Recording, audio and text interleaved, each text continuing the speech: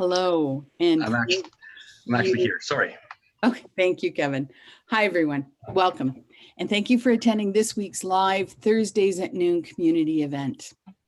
This week, we talk about climate change and what we need to do now.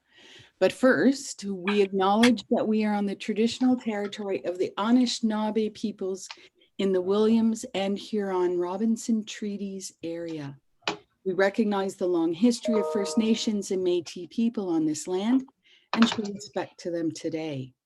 We acknowledge our neighbors, the Wata Mohawks and the First Nations of Moose Deer Point, Shawanaga, Wasauksing, Magnetawan, Henvey Inlet, Nipissing, and Dokis. The war on science isn't new. Before misinformation and disinformation about the pandemic and the efficacy of masks and vaccines spread across social media, confusing and putting people at risk, the same methods were used to promote climate change denial. Fake news stories are concocted and spread with skill, tech savvy, and compelling storytelling. It looks real, and it convinces susceptible readers to believe things that can hurt them, and in the case of climate change, denial hurt their children and grandchildren. According to a column written by Becky Pollock of the Georgian Bay Biosphere, catastrophic events such as food and water shortages, disease, refugee crises, and war are all likely scenarios if human activities continue at current rates of carbon emissions. Our grandchildren, as soon as 2030 and 2050 and beyond, will be the victims of our lifestyle and our consumption of unsustainable energy.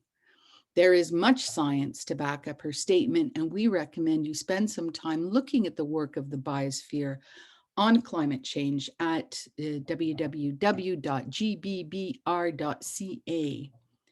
The conversation around climate change and the actions we need to take now to avoid catastrophe has taken a back burner to the pandemic, but it's time to bring it to the front again. Today, we talk with Georgian Bay Biosphere Climate Coordinator Isabelle Moy, Dr. Norman Yan, Director of Friends of Muskoka Watershed, Linda Mathers, a founding member of Climate ActionMuskoka, and District of Muskoka Climate Change Coordinator Kevin Boyle. I think we should begin with Isabelle at the top of the list. Hi, Isabelle. Thank you for joining us today. Hey, Pamela, and everybody on the call. Yes, my name is Isabelle Moy, and I'm the Climate Change and Sustainability Program Coordinator at the GBB, or the Georgian Bay Biosphere. I'm not sure how familiar everybody is with the Biosphere, so I'm just going to give a really brief overview and then chat with you guys about some of the climate work that we're doing. So the Georgian Bay Biosphere is a UNESCO designated World Biosphere region, and it earned the designation because the eastern shore of Georgian Bay, which are the boundaries for the GBB, is the world's largest freshwater archipelago. And so the designation basically just recognizes that this is a biologically significant area and it's globally unique. So the Biosphere, the quote unquote boundaries of it are from Port Severn in the south to the French River in the north. So just extending that full eastern shore there. And the Biosphere's mandate, their mission basically is to nurture a balance between humans and nature. So there's lots of programs relating to conservation, community, but then also climate, which is what we're here to talk about today. So in terms of the work that the Biosphere is doing with climate, I'm going to tell you guys about our, let's call it sort of our flagship program, and it's called IceCap. So IceCap stands for the Integrated Community Energy and Climate Action Plans program. So that's IceCap. And basically IceCap is a regional partnership with First Nations and municipalities within the GBB region. And we're working with them to try to reduce their emissions. So the partnership started in 2019. It's still pretty new, but in that time, we've been able to create greenhouse gas emissions inventories for the different members of IceCap. And basically an emissions inventory is just an understanding of how much you're emitting and where those emissions are coming from. Are they coming from your cars? Are they coming from your buildings or waste and things like that? So we have this baseline understanding of where emissions in our region are coming from. And now what we're working towards is setting targets to reduce those emissions in 10 years, at 2030, maybe 40. How many years are we out now? 2050. So we're looking at target setting to really try to reduce those emissions. It's all well and good to have a target, though. We have to have a plan to meet it. So while we're working on target setting, we're also engaging with the community right now to try to develop climate action plans that will guide municipalities and our IceCap members on the things that they can do to reduce their emissions. And so right now, like I said, we're just doing a lot of community engagement and just making sure that people feel they're reflected in the plans, because we want to take action on climate change, and we don't want to just say, oh, we made a plan and then not go anywhere from there. So that's what we're working on right now. We are also doing a little bit of adaptation work. So I think at this point, we can all agree that we're not going to get out of climate change without seeing any impacts. In fact, we can all probably point to something that is perhaps been accelerated or worsened by climate change. So we're also doing adaptation planning right now, also in combination with the District of Muskoka. So Kevin might touch on that as well. But yes, we're also doing some adaptation planning to try to ensure that our communities are resilient and able to increase their capacity to cope with the impacts of climate change that are coming down the line. Do I have 1 more minute, Pamela, or am I done? Is that 5? 2 more minutes. 2 more minutes. Okay. So I just wanted to share with people on the call a couple of links if you want to get involved. So here is the GBB Facebook page. I'm going to put it in the chat, and you guys can keep up to date with everything there. I'm also going to share our climate page, so you can read more about climate change and the work that we're doing at the Biosphere. And then also, the GBB created a carbon calculator, which is basically just an online portal. You can go in, bring your utility bills, and it gives you a pretty accurate estimate of your carbon footprint. So it's something that has been really helpful for us to understand where emissions in the community are coming from. And it's a great place to start if you're passionate about climate change, but don't know how to get started on action maybe, or what you can do to reduce your emissions. So you can also check out our carbon calculator there. That's such a great idea, Isabelle. Thank you. Because I do think a lot of folks are overwhelmed. What can I actually do? So real life suggestions. That's fantastic. So thank you. And Dr. Norman Yan, welcome to the conversation. Thank you, Pam, and hello to everyone for tuning in on this important town hall. So my name, as Pam said, is Norman Yan, and I'm on the call as a director and actually the founding chair of the Friends of the Muskoka Watershed, which is a local environmental not-for-profit that's been around since 2013 and that has a vision of protecting Muskoka watersheds forever. From what, you might ask? The vision is to protect from the most widespread threats to our watersheds, to our lakes and our forests. Threats that share 3 characteristics. First, that the threat is severe and widespread in the watershed. Second, that it's not being currently well managed in our estimation, so it won't improve on its own anytime soon. And third, and very important, that we as Muskoka residents could contribute to resolving this threat if we knew what to do. So widespread, not well managed, and then we can help, hopefully. With those 3 characteristics, that allows us to identify threats that we want to address. And then what do? We do 2 things. We work to generate the knowledge that would be locally needed to help resolve the threat. And then we work to foster the public will to use that knowledge once we have it. So we're kind of knowledge generators and will motivators, we hope, because we strongly believe that that's kind of all it takes as long as your democracy is functioning to solve an environmental problem, knowledge and will. So following that approach, back in 2017, the Friends reviewed a few dozen potential environmental threats, and we selected widespread environmental calcium decline as the first threat that we would address. Calcium decline, who's ever heard of that? But it turns out it was damaging half the lakes and most of the forests in Muskoka. And what do I mean by damage? All plants and animals need calcium. We are 6% calcium, for example, by weight. But there's lots of animals that have a lot more calcium than we do. Crayfish might be 20% calcium, for example. And calcium levels had fallen dramatically in both the lakes and the forest soils in Muskoka over the last half century. So it's kind of an osteoporosis analogy here. We all understand what osteoporosis is. And we think that the environment can suffer from osteoporosis. So, and we believe strongly that people that live in Muskoka can contribute to solving this problem by sharing the ashes from their wood stoves, fireplaces, and boilers with us. After all, these ashes are about 30% calcium. That's as much calcium as in dolomitic limestone. And adding that ash to the forest where it's needed can help restore the health of forests, we think, in Muskoka. So what's the link to climate change? Well, initially our focus wasn't on climate change. It was on lake health and forest health. When we've come to realize that correcting the calcium decline problem in forests has a real potential to bolster a nature-based solution to climate change by increasing atmospheric carbon capture, or more correctly, restoring the historical normal rates of carbon capture from before acid rain, and perhaps reducing the risk of spring floods, certainly a big issue on occasion in Muskoka. So the growth of virtually all Muskoka forests is currently limited by unnaturally low levels of calcium in the soil.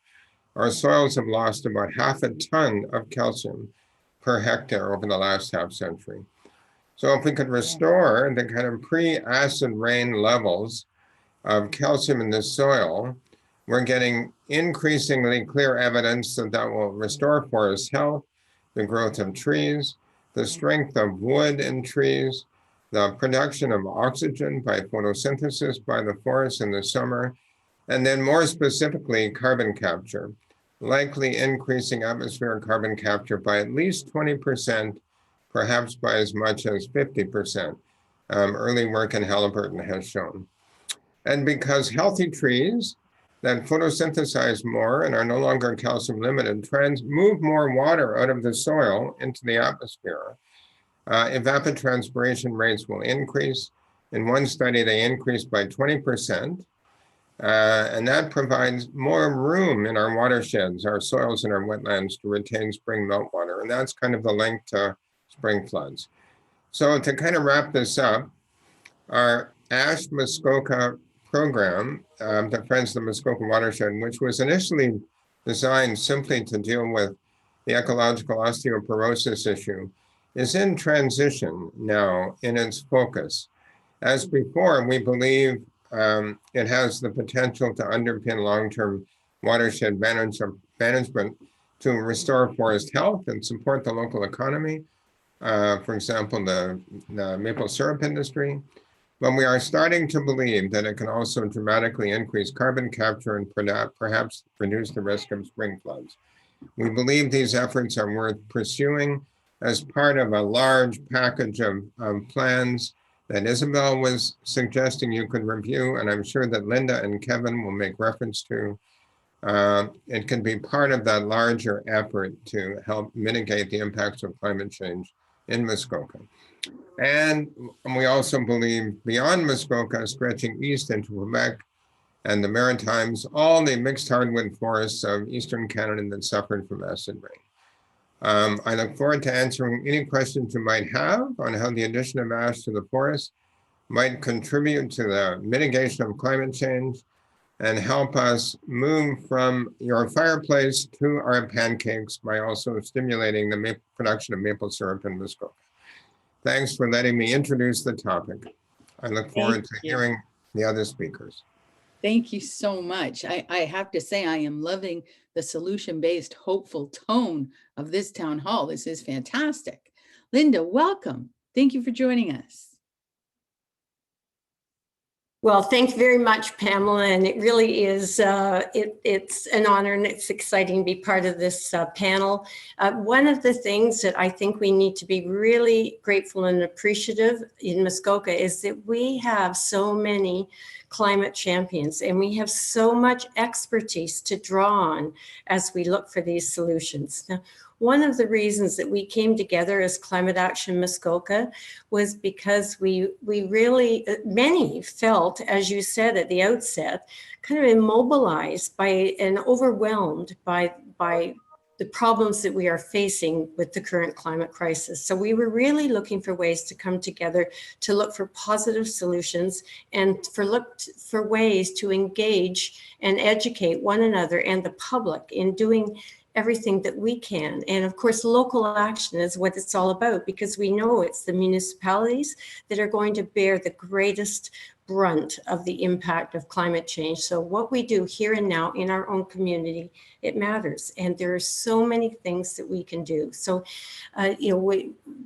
along with engaging and educating and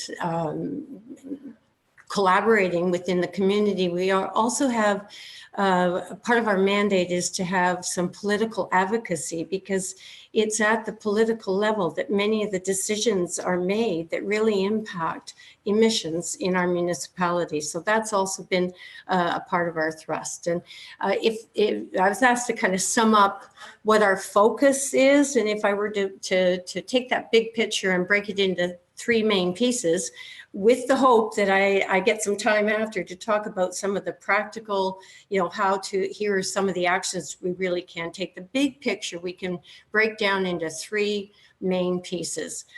Number one, we really need to take real action and take it now. And we know the science is clear. The crisis is real, and there are solutions. So when we talk about taking action, one of the key underpins to that taking action requires a real shift in our mindset. We are kind of stuck at many levels. In spite of having all this expertise and all these climate champions, there's still many, many people across our district and our municipality who are really kind of stuck in that we can't. How are we going to do that? That's not going to work for Muskoka. You know what? I don't think I can make those changes in my lifestyle. We need a major kind of a cultural shift amongst all of us everywhere, to that, from that we can't to we will. We've got this. There are solutions. We will do what we need to do. And you only need to listen to the voices of young people who locally and globally, who are really feeling like we're not going to do what it takes. So we need to shift that conversation. That's number one, into that we will. It will do what it takes. The second piece, the second focus for us is leadership. Now, we've already seen some leadership at the district and in the municipalities, because they have recognized this is urgent by declaring an emergency, and they have set in motion the kinds of reduction targets that we must have. And they are in line with the very least that we can do, and they've met that, and that is leadership. But leadership is much more than that. The next step now has to be people power. This is not on the shoulders of just a few. We need the municipalities to devote the kind of staff and resources that we need, so that the people power is there for people to decide, these are the actions we can take, this is how we're going to do it, and we're going to move forward with it. It can't be an add-on to a current full slate of to-dos. This encompasses everything. And the third piece, the third focus for us really is that community engagement. People need to see that the solutions that are out there have some real application to their everyday life. It needs to be at a level where they can say, yes, if I do this, it may seem like it has a really small impact and it might not matter, but if we all do it, it has an enormous impact, and it has an exponential way of growing. So that I'd like to speak at the end, at least, to the community carbon challenge that we've developed in order to engage the public in the very practical how-tos that we can all do each and every day. And I won't take that time now because I know you've got others to introduce and we want to hear from the audience, but I will wrap up by outlining that. And just to piggyback on Isabelle, part of that community carbon challenge does have a link to using the Georgian Bay carbon calculator from the reserve. So it's also helping us gather the kind of data we need to move the science, to have the science to move our decision-making and our action forward. And anyways, I look forward to sharing some more thoughts on some of the practical things we can do later in the conversation. Thank you for the invite. Thank you, Linda. You will have 3 minutes to wind up at the end. And I love the way, Norman, when you said knowledge and will, I think that's, I'm going to get that tattooed on me somewhere. Knowledge and will. And we just keep coming back to that. So speaking of municipal resources and how it's all going to come down to the municipalities, Kevin Boyle, thank you for joining us today. Well, thank you very much for having me. This is, it's exciting to be on a great panel like this. And I think the role that we're taking at the district is the enthusiastic sort of pursuit of action to, in a positive way for climate. And so, today's an interesting day. Today's actually 10 months to the day since our corporate climate change action plan was endorsed. So I thought maybe I'd just do a little bit of a rundown of what we've done in less than the last year. So in December of last year, the council endorsed our climate change action plan, which is a corporate plan that outlines 84 actions or 85 actions to do with mitigation, but mostly adaptation. At the same time, they endorsed the targets that Linda mentioned that CAM brought forward based on the real science, which we were really pleased with. And then subsequent to that, we finalized our greenhouse gas baseline in February of last year, and we were awarded milestone 1 from the Partners for Climate Change Protection Program. And so that's establishing that baseline inventory that Isabelle mentioned earlier on. And then from that, we started implementing some of the actions in our plan. So to date, we're working on about 50 of the 85 actions. Some that I would mention are we're pursuing green development standards at the upper tier level on how we can move towards sustainable building practices. We've implemented a climate change implications section in all of our staff reports, and that's coming out of that climate action resolution. We're actually the first municipality in all of Ontario to use the Clean Air Partnerships tool. And so that's all staff have now been trained. It took a little bit of doing, and we use that in all of our reports now, and it's available. You'll see it at the bottom of the reports. Some of our transportation projects have advanced. We have a rural community connection transportation and east-west corridor project. Our transportation programs offset about 35 tons of greenhouse gas a year. Now, of course, ridership changes and we have some challenges with COVID, but we're looking to get back there, and we're anticipating moving that towards 49.2 tons by the end of 2022 and awaiting some funding from the Green Municipal Fund, which is really exciting.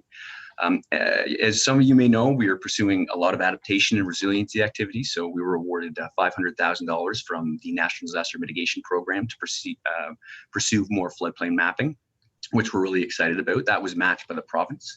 In fact, we got a $4.27 million grant from the province for all sorts of environmental initiatives, which I'll touch on in the integrated watershed management portfolio. But that included matching the federal dollars and contributing another $1.6 million. So we got a $2 million floodplain mapping project. We're really excited because we're going to be able to capture Lake of Bays, the township of Georgian Bay, with that high quality LiDAR data that's useful for emergency evacuation routes, floodplain mapping, but also environmental projects. We're really excited that we've secured endorsement from WATA to not only fly LiDAR and do bathymetry there, and then provide them with that floodplain mapping and LiDAR. And we're hoping to do the same in Moose Deer Point, especially noting the new community drinking system that was discovered there. And so we're going to provide that, and we know that's really expensive and hard to do. So we're excited about that partnerships. We're also launching a structural flood mitigation project, a review of sort of some aspects of the Muskoka River Management Plan, Natural Heritage Inventory project that's being sort of released as well. And so, there's a number of projects that are underway. And the one that I wanted to sort of touch on is our Resilient Muskoka project that's just launching.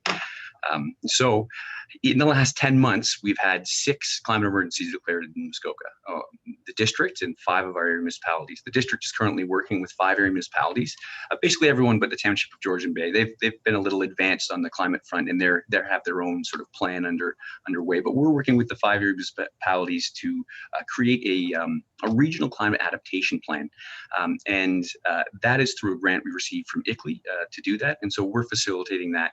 It's not only going to develop capacity within our area municipalities, but also we're going to have community engagement. We heard engagement from Linda, and we know that getting that input and that data is key. And so there'll be a number of opportunities that we'll discuss later on how people can get involved in that, as well as our greenhouse gas project will get underway again. And so we're really excited to have those working together, and hopefully we'll get some real good co-benefits out of them.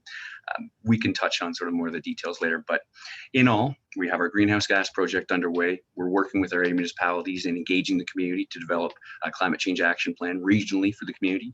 We're continuing to implement our corporate climate change action plan. We're pursuing funding, and we're doing educational initiatives like the speaker series that had over 1,000 people register last spring. And so we're trying to act on all the different areas of our climate strategy, and I'm extremely pleased with the work the district's done, and I'm extremely pleased with the work we're doing with our partner area municipalities that we're just starting on this new journey. So that's, I think I'll leave it there. Thank you very much. That's wonderful. Thank you. More solutions. So to folks who are watching now and later, there is a lot that you can do. We do have a question from the community. Roma has said, regarding actions we can take, sustainable investment leaders tell us that whatever we can and must diligently do in our lifestyle and homes, the impact on where we invest our savings has exponentially greater impact by far. Can we consider in whose hands we put our money and our power, and shift our investments to do business and corporations, to businesses and corporations who, it's disappeared. Okay, sorry. Businesses and corporations who do more good and less harm in every way, environmentally, labor relations, justice, etc. So that could be a comment, or does anybody have any comment on that? Where would you suggest people put their money? Dr. Yan. I completely agree with that comment, Roma. And because I retired fairly recently, it's the time in your life when you have the most income, if have been fortunate enough to be a public servant over your life. And so I was faced with exactly Roma's dilemma.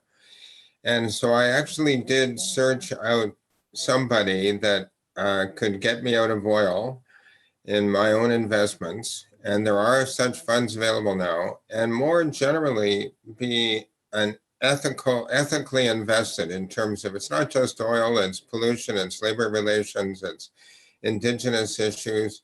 So I just encourage everyone to explore the NEI funds, where the EI stands for ethical investing. There are ways, and I feel much more comfortable having moved essentially all of my investments. Uh-oh. Norman has stopped for me. Has he stopped for others? Oh, you're back. Okay. Can I just piggyback on what Norman is saying, and add that there are campaigns out there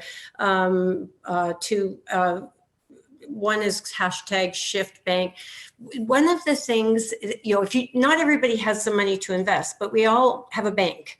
And even a letter to your bank manager to say, I understand you are in the top 10 investors in the fossil fuel industry. The big 5 Canadian banks are all heavily invested in increasing our emissions and increasing their investments in the fossil fuel industry. So that's an action that people can take.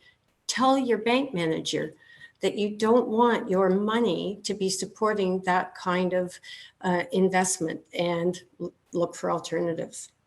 Thank you. And it's true, whenever we see social change backed by an economic stick, it works. That's a way that community can make change. So we have another question here from Brownie, who says the majority of consumers, particularly in today's economic environment, concern themselves with price. How do we keep the price of climate action in balance with today's price in goods and services in order to switch to full green without impacting the consumer's pocketbook? We all cannot afford a Tesla, and we all can't afford to switch to solar heating. How do we find balance here in this capitalist system? Who would like to answer? I can have a shot at that. Certainly advocating for governments to provide adequate incentives for some of these projects. Currently, there's 37 cars that are listed. I know electric vehicles was just mentioned. There are 37 cars that are listed as qualifying for the $5,000 rebate from the government.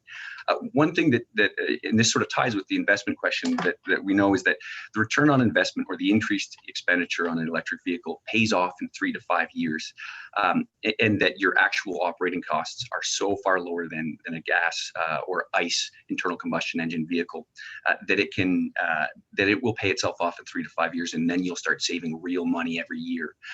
But also, we know, and I want to highlight that there are some programs to help some people that are maybe less fortunate. We want to try to be as equitable as possible. So things like the Save on Energy program or the Ontario Electrical Support Program can provide sort of opportunities or grants for people with lower socioeconomic status to increase efficiencies in their home and also to save some money. But I think a lot of it comes from advocating for those incentives and change. For example, Quebec offers an additional $8,000 in incentives for electric vehicles on top of the $5,000 that are offered by the federal government. So it would be great to advocate to the province for those sort of programs here. Okay, Linda? And I would just add to that we all need, when I talked about shifting our mindset, this is a piece of that. We all need to recognize that the impacts of climate change will cost us much more. So we need to look for those opportunities to buy our food locally so that it's not transported long distances. We also need to find ways to make those businesses thrive so that it is affordable for people to spend their money locally instead of with transporting it long distances. We have a question from okay, Isabelle Moy answered to the question. Sorry. Who again, for those who are watching and can't see the chat, who again was the $8,000 additional funds for EVs from? And Isabelle responded that it's the province of Quebec. So that would be in Quebec. Excellent. Do anybody else have anything to add to this question, to the answer to this question? Can I add to Brownie's question? Yeah. I would also just say, like, from this chat, you can tell that there are so many things going on in the region, in the area. And I think it's really important to get involved and bring that equity lens to the conversation, because you're right. Like, people are in different situations, and it's like, you can think about it globally. Like, Canada is a huge per capita emitter. We're a really wealthy country. We have so much capacity to make change that could benefit the rest of the planet. But then also, if you think like in like a neighborhood or community level, like, there are people at different levels. And so we can't put that burden on the more vulnerable among us. So we have to have those voices raised to say, this is inequitable. Like, we don't want to go forward and work through the climate crisis while just exacerbating like already the issues that we have of inequality around. So I think it's a really great question, and something that always needs to be at the forefront when we're planning for climate change. So thank you for bringing it up, but just get your voice in there and say, like, is this equitable? We have to be thinking about those other groups. Thank you for that, Isabelle. We have another question from Sue McKenzie. Oh, it's actually from Oliver Klimek, who is having connectivity problems. How is the district going to help homeowners get off of natural gas? Any answer to that, Kevin?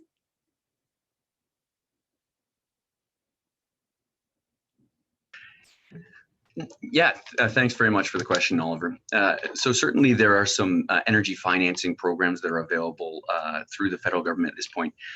The district at this point doesn't have the capacity to start those programs. We're investigating how we can accelerate them.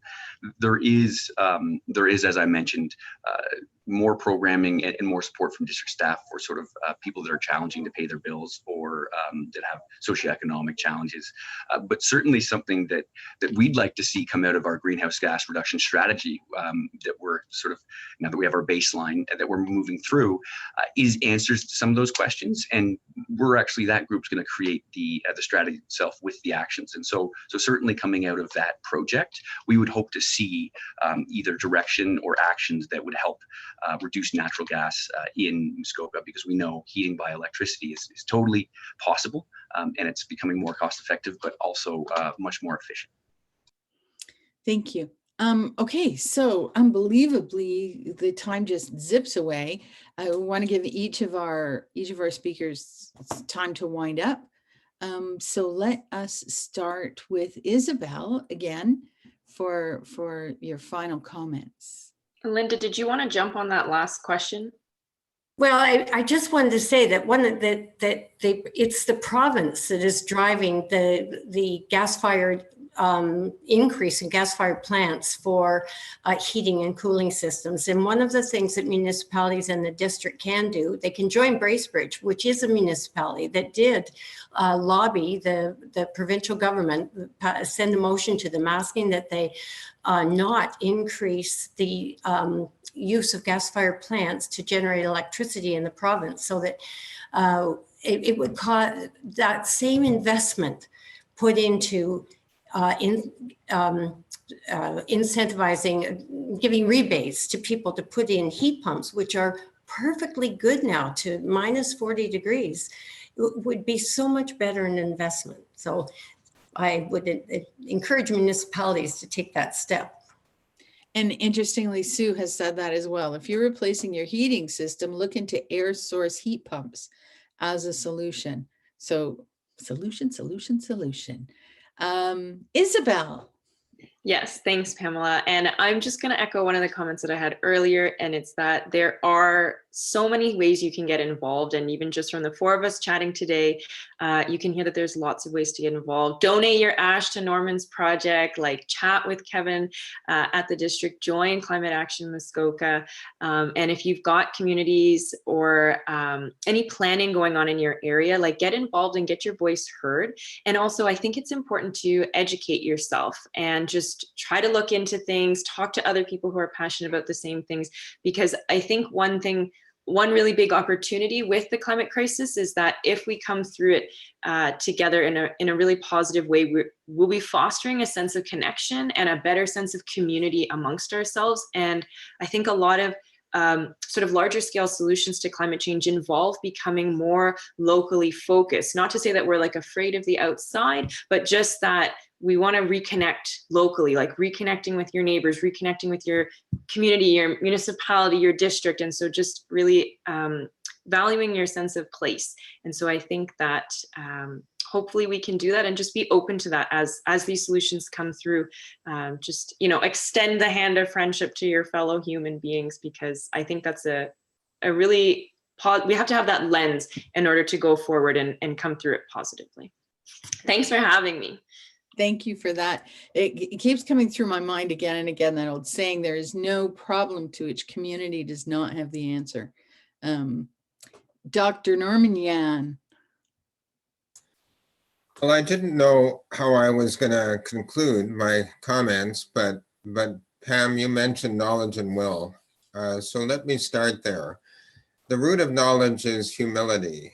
We have, because humility leads to open minds and the realization that individually we're kind of dumb, but collectively we're kind of smart, and someone out there will have a solution. But what is the root of will? And I would suggest the root of will is hope. And I'm going to take advantage of the fact that I'm the most white-haired person in the crowd who's been an environmental scientist for half a century. And I just want to tell you that I have lots of signs, lots of reasons to be hopeful. So the environmental movement was started by 4 threats: lead pollution from gasoline, DDT and the loss of songbirds, acid rain, and the first reported death of the Great Lakes. In every one of those cases, initially people said it's too big, we can't deal with it, there's no reason, and we have to take on the Americans, for lead pollution. We have to take on the world. Every one of those major stressors started with a massive kind of industry lobby group that was saying there's no problem, nothing to deal with. And every one of those problems has been solved, and it was solved. And so take hope, everyone, from the fact that we've been here before and have masked the public will to use the knowledge that we already have to solve problems. Now, the climate change problem is bigger in a way than all the others. But I sense over the last 5 or 10 years, a massive public mood change that will absolutely overwhelm vested interests, especially now that we've got children. And not that we've got children, that children have chosen to be involved in helping to solve the issue. No corporate executive can stand against his daughter at the dining room table who says to him, "Dad, how are you going to help us solve this problem?" I'll leave it there. You say things that give me chills. We have to do this again. Linda. And me too, ditto. And really, Isabelle also just captured such a sense of the community together that we really need to solve this, and the hope we need to bring forward. I would just really quickly like to say that the Community Carbon Challenge that you can find on Climate Action Muskoka website, I would really invite everyone here to reach out to their organizations, everybody who's online as individuals, but reach out to your own community and invite people to sign up. It's organized in such simple ways under the categories of reducing our emissions in the areas of our transportation, how we heat our homes and build our homes, and what we eat.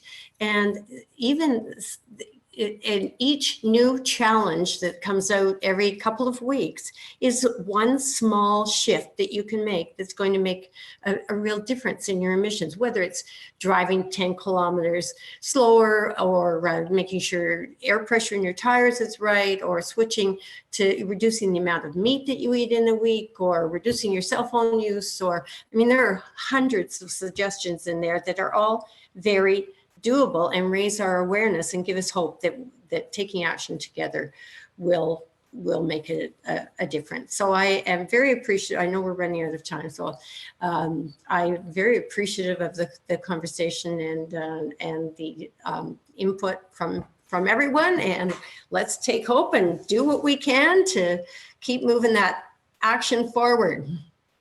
Thank you, Linda. Kevin.